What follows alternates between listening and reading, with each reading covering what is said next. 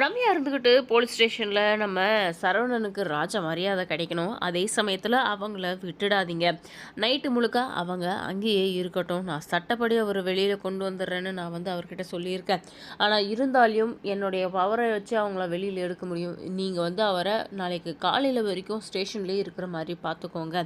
அது வரைக்கும் எனக்கு போதும். இந்த ஒரு உதவியை மட்டும் செய்யுங்க அப்படின்னு சொல்லி இன்ஸ்பெக்டர்கிட்ட கேட்டுடுறாங்க. நம்ம விக்ரமும் கொஞ்சம் ஓவராக பேசுகிறதுனால விக்ரமை போட்டு அடி வெளுத்து எடுத்துடுறாங்க.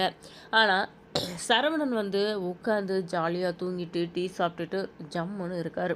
அதே சமயத்தில் நம்ம விக்ரம்கிட்டேயும் சவால் விடுறாரு. நான் இந்த மாதிரி இவ்வளோ சுகமான தூக்கத்தை எங்கேயுமே தூங்கினதில்லை. உனக்கு எப்படி உள்ள கொசுக்கடியெல்லாம் நல்லா இருந்துச்சா அப்படின்னு நல்லா சொல்லி கிண்டல் பண்ணி பேசிகிட்டு இருந்தாங்க.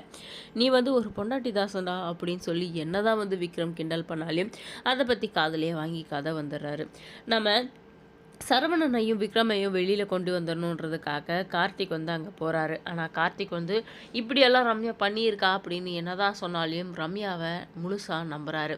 அதனால தான் நம்ம கார்த்திக் என்ன சொன்னாலையும் சரவணன் அதை கேட்டுக்கவும் தயாரால. நான் உங்க கூட வரல, எனக்கு போலீஸ் வண்டியே மேடம் ரெடி பண்ணியிருக்காங்க, நான் அதுலேயே போயிருக்கேன், பார்த்துக்கிறியே, எனக்கு மரியாதையெல்லாம் எப்படி கிடைக்குது, அப்படி இருக்கிறவங்கள போய் நீ சொல்கிறதெல்லாம் நான் நம்பிடுவேன்னு நினச்சேன் அப்படின்னு சொல்லி பேசிகிட்டு இருக்காரு.